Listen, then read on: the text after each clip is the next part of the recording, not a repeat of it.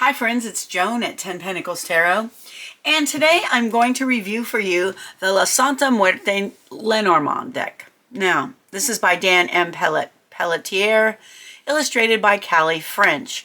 Now, before we start, let me preface this by saying that before 2 days ago, I had never heard of La Santa Muerte, never heard of it. And so I went down a little rabbit hole, which became bigger and bigger and bigger. And I did some research. I'm not going to say a lot about it. I just want to say a little bit, though. And I'll let you do your own research. And maybe you already know a lot about it. I don't know. But I started with Wikipedia. And before you say, oh, Wikipedia sucks, I know some people feel that way, but I feel that it gives a good base, you know, a little bit of a base knowledge for people who have no idea what something is. All right, so it says,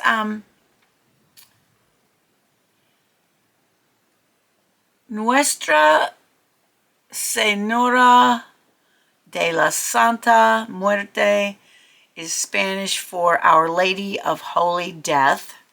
And that's often shortened just to Santa Muerte. It says it's a new religious movement, meaning not brand new, but new compared to others religious movements. It says she's a female deity, a folk Catholic saint, and a folk saint in Mexican folk Catholicism and neo-paganism. A personification of death, she's associated with healing, protection, and safe delivery to the afterlife by her devotees. Despite condemnation by the Catholic Church and evangelical pastors, her cult has become increasingly prominent since the turn of the 21st century. She almost always appears as a female to skeletal figure, clad in a long robe and holding one or more objects, usually a scythe and a globe. Her robe can be any color, and it just varies between people who are celebrating her or worshiping her.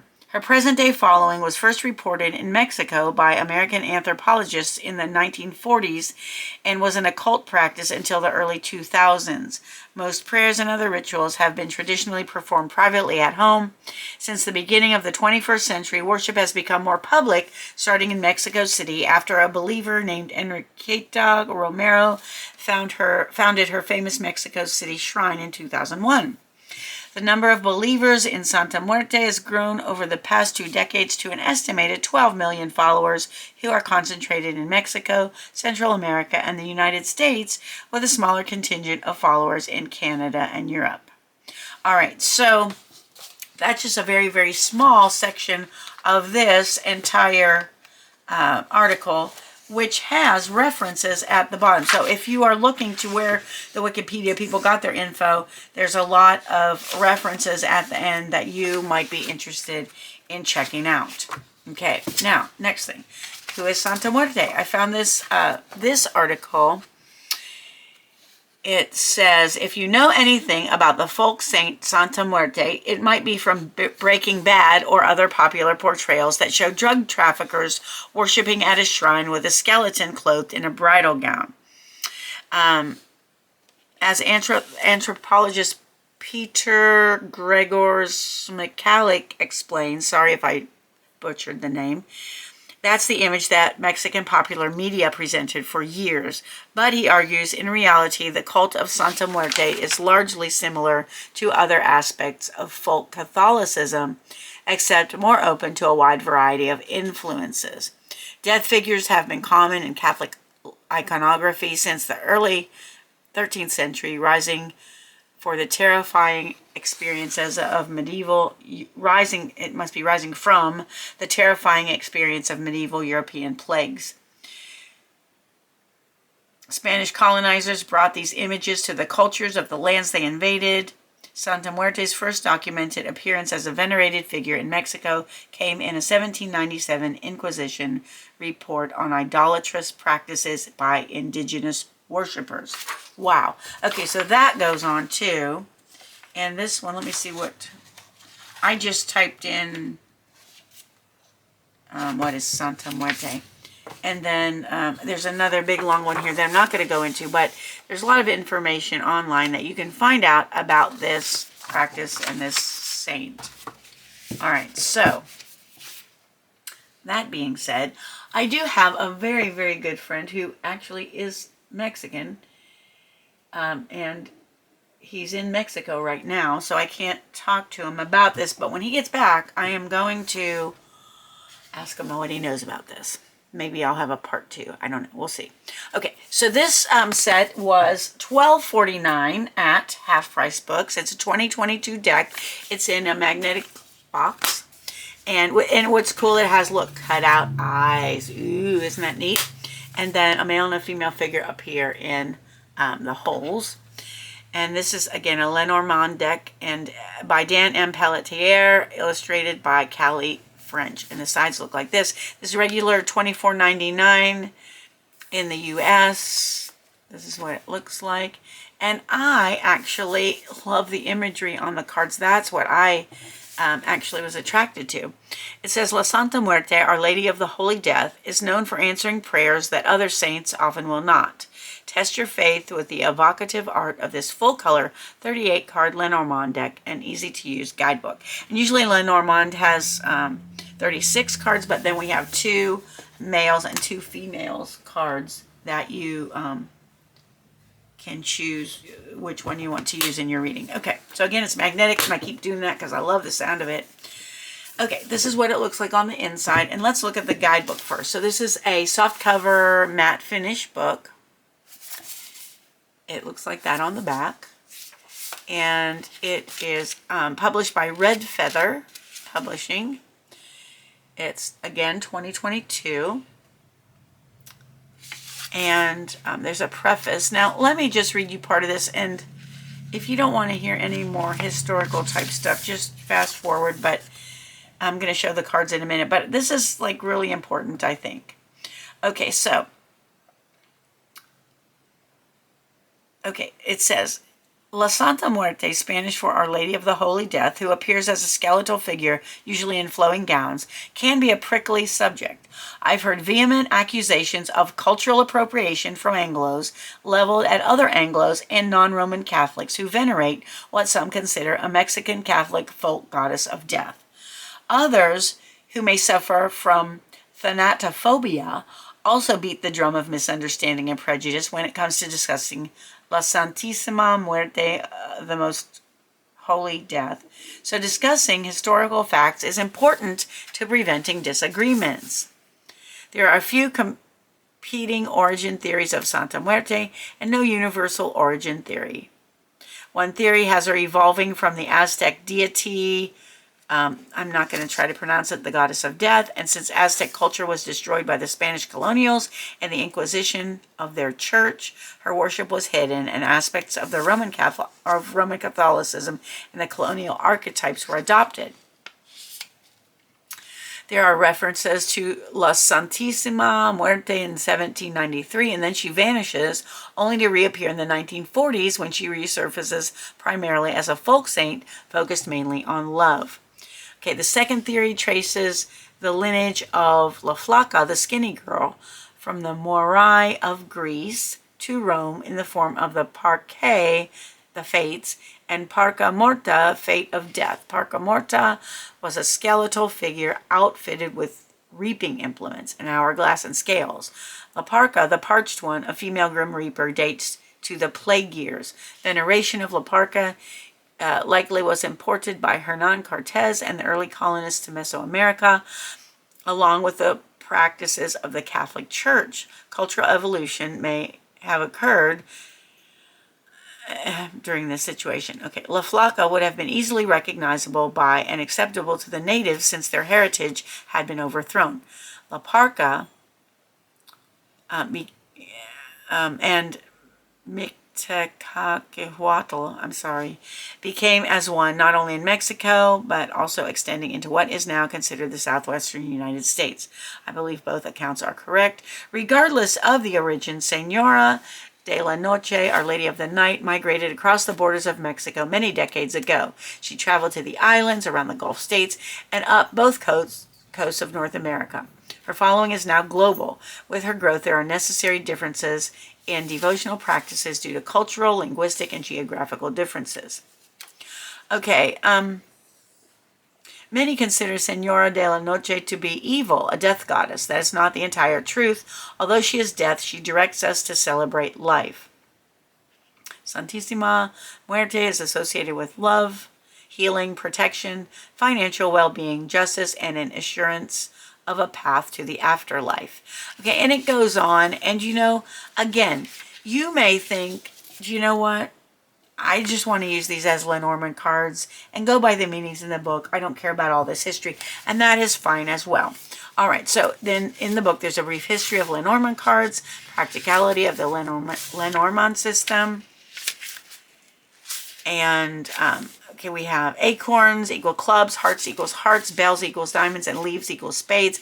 And I just reviewed another deck that had the same the fairy deck had that exact, those exact associations. Wow, the fairy tarot.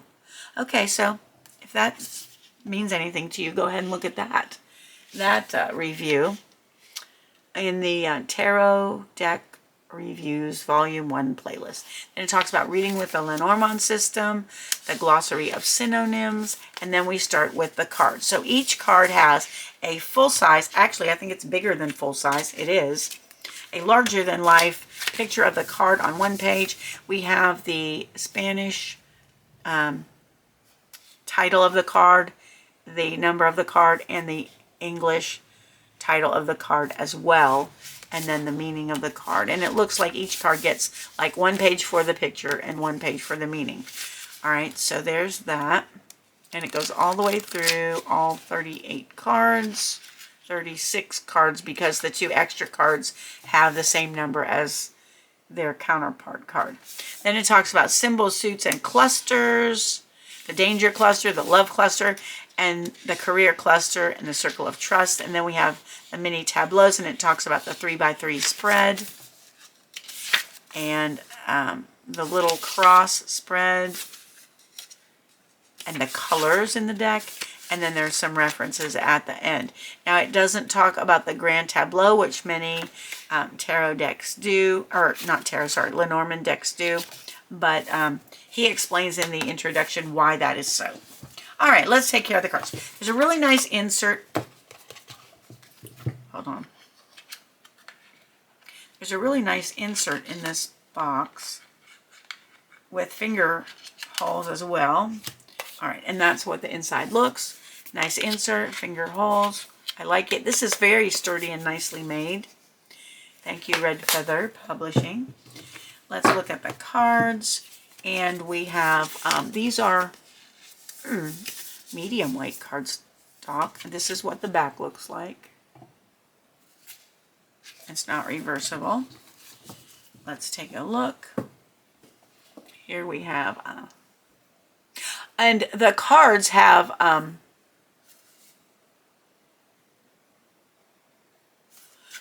the name of the card in Spanish at the bottom, the number of the card, and what card it refers to in a regular playing card deck. All right, so let's take a look. So we have the rider, El Gineta. Yaneta, right? Okay. Sorry, my Spanish is very not fabulous. El Trebol, El Barco, La Casa, El Arbol,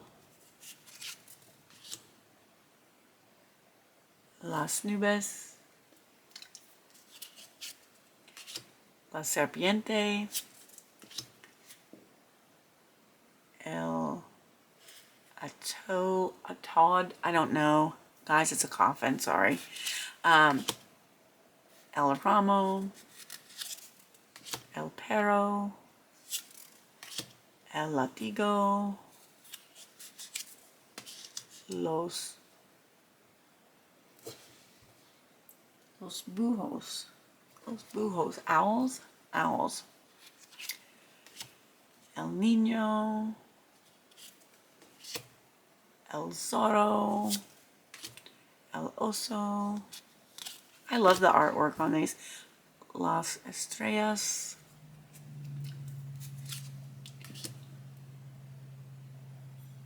La Garza, La Machete, La Torre, Caballero. Okay, so there's 2 of those. Okay, so this is like the man card. These are the 2 cards, number 28. Caballero is, you can get the skeleton man or the non-skeleton man. Okay, then we have La Montaña, El Cruce, Los Ratones, El Corazón, El Anillo. Please forgive me, Spanish-speaking people. El Libro, La Carta, El Jardín, Señora. And there's, okay, so these are the other 2 that are the same. The Senora or the lady card, number 29.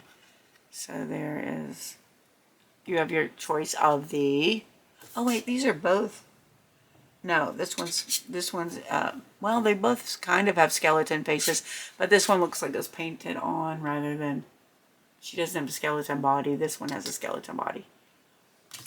Okay. Los Librios. No, I lied. There's no B. It's Los Lirios. El Sol. La Luna. La Llave. La Llave. I don't know the key. Los Peces. Fish. El Ancla. Man, my eyes are getting worse, guys. And La Crue. C-R-U. No, La Cruz. That's not an E. That's a La Cruz. That's my eyes. Bad. Sorry. La Crosse.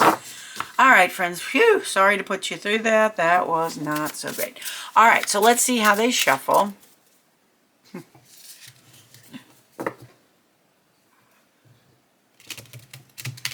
They're small, like a regular playing card deck. So, and there's so few of them, they should be easy to, yeah.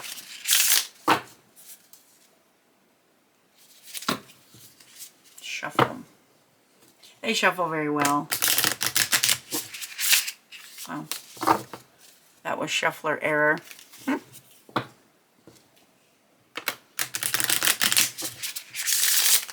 There we go. All right, so they shuffle great. Let's, okay, Spirit, do you have a message for us just with one of these cards? I don't know. Can we use them for just messages? Why not, right? Okay, there it is. It jumped right out. The card is El Oso, the bear. It's number 15. So, number 15 might be important to you now, or number 6. This is the equivalent of the 10 of clubs. Let's see what El Oso has to say to us. Number 15. The bear. Okay. Bears are powerful and protective of their cubs and resources. Mother-in-law or boss, person in authority, Mother-in-law or boss, person in authority, protect what is theirs, what they have built. Large, overweight, hairy, resources, courage, and strength could represent a large income. All right. So let's just break this down a little bit. This might be referring to your mother-in-law or your boss or a person in authority who is protecting what is theirs. It might be you. That might be a message for you to protect what's yours. Okay, and to protect what you've built. All right, so someone, including you, might be in the process or in need of protecting what they've built and what's theirs. All right, you might, one of these people might be large, overweight, hairy, This card may deal with your resources, your courage, and your strength. And I like the last line. It says, could represent a large income. And who would not like that coming to them? All right, friends, that is my review and a little bit more of the La Santa Muerte Lenormand deck by Dan M. Pelletier, illustrated by Callie L. French. Again, and that was published by the Red Feather Publishing. I think so. Let me just double check that again. Yep, Red Feather, Mind, Body, Spirit Publishing. All right, friends, if you, I would love it if you did not make derogatory comments about my Spanish speaking. I'm admitting now it's not great. I did the best I could. No one's perfect, right? All right, friends, thank you for watching. If you enjoyed the video, please give it a thumbs up. Consider subscribing to my channel if you have not done so. It's completely free for you. I only need 80-some more subscribers to reach 1,000. That is my big goal right now, but I can't do it without your help. So if you know anybody who might be interested in tarot, oracle cards, readings, free readings, learning about tarot, I have a 10-lesson series on reading tarot for beginners, and a lot of demonstrations of different divination methods. So if you know someone who might be interested, please point them to my channel. I want to thank you for being with me today. I appreciate you so much more than you'll ever know. I hope you have a wonderful morning, afternoon, or evening, whatever it is where you are, and I hope to see you again soon. Thanks for watching. Bye-bye.